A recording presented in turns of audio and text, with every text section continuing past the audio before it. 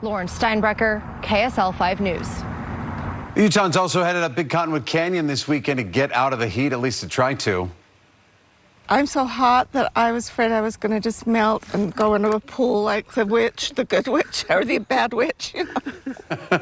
I mean, any witch, good and bad, would have melted in this. Joe Checketts and her family decided to go for a picnic after their air conditioner broke. Hundreds, if not thousands of others also with the same idea, looking to get out of the valleys. A Silver Lake up Big Cottonwood Canyon seeing crowds, even some people getting into the water up there, all in an effort to do something outside, but to try to not bake in this summer sun. Hey, even a gentleman playing the guitar. Keep spirits up. If you don't have AC, Kara, thank you. Not everybody was on Mount Olympus. A lot of people who didn't want to rely on air conditioning, or maybe they had issues with the AC, they had it at Big Cottonwood Canyon. And with all the pavement and in the shade, some say it felt about 20 degrees cooler. I'm so hot that I was afraid I was going to just melt and go into a pool like the witch, the good witch, or the bad witch, you know. I'm thinking it was so hot, even the Good Witch, Glinda the Good Witch, was melting too.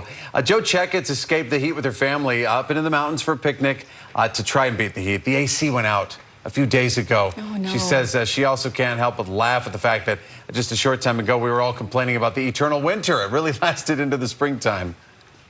We're never happy. That cool spring, I thought I'll never ever complain again, but I am. At least she's honest. That's right. No matter what the temperature is, she says creating memories with her family is always the most important thing. All right. Well, take a look at this photo sent in from a... Save up. Feels fantastic. I mean, you're talking 20 degrees cooler.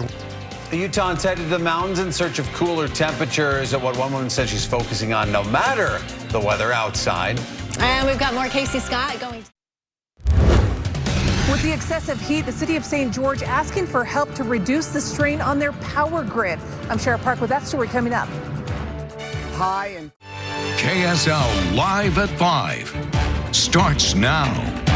On Heat Watch tonight, parts of the Beehive State facing yet another day of triple digits. We have team coverage for you. Our reporters tracking everything from down south all the way up north tonight. Kevin Eubank has a look at what's to come for the rest of this week. But let's begin with news specialist Shara Park, who is tracking the heat in southern Utah right now. Yeah, and Shara, it's 109 degrees in St. George right now. The city's under an orange alert. Explain what that means.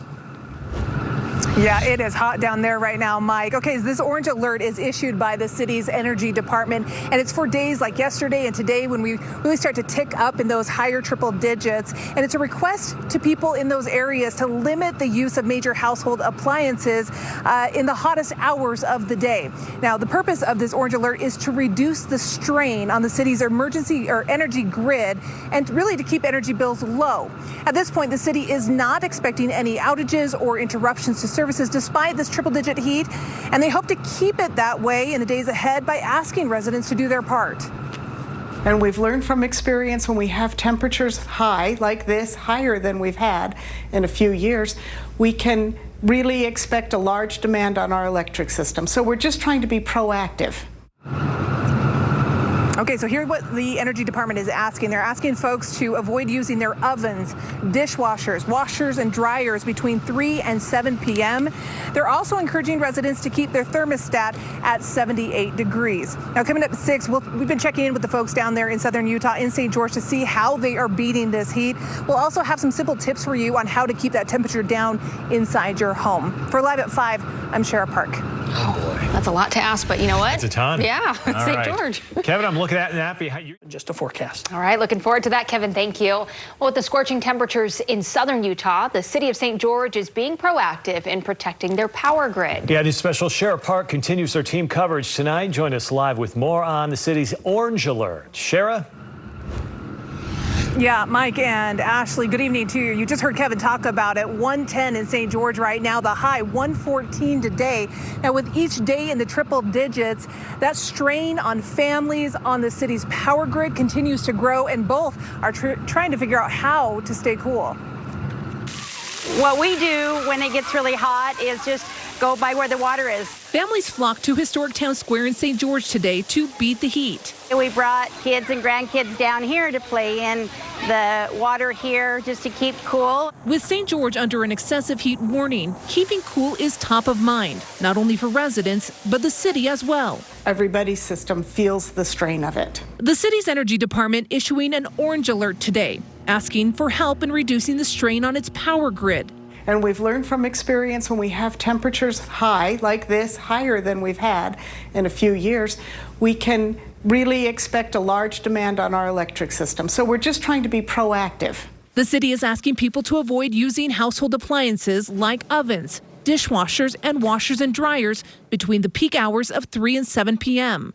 They also encourage keeping south and west-facing blinds closed and the thermostat at 78 degrees. If you can help us by conserving, you're also helping yourself because you'll save money on your power bill. For some, getting out of the house and into the water is how they beat the heat. For Vicki Barlow, it's how her family survived summer in southern Utah. They'll spend hours here, and when it's time for them to go, it's hard to get them out of the water and back in the car. Yeah, especially when that car is baking in the sun all day. It is hot. Now, despite the heat and the recent bump in the power usage for the city says they're not expecting any outages or interruption in services. They hope to keep it that way by folks doing their part in conserving energy. Mike and Ashley, we'll send it back to you. All right, Shara, thank you for that. As the West and the South deal with this brutal heat wave.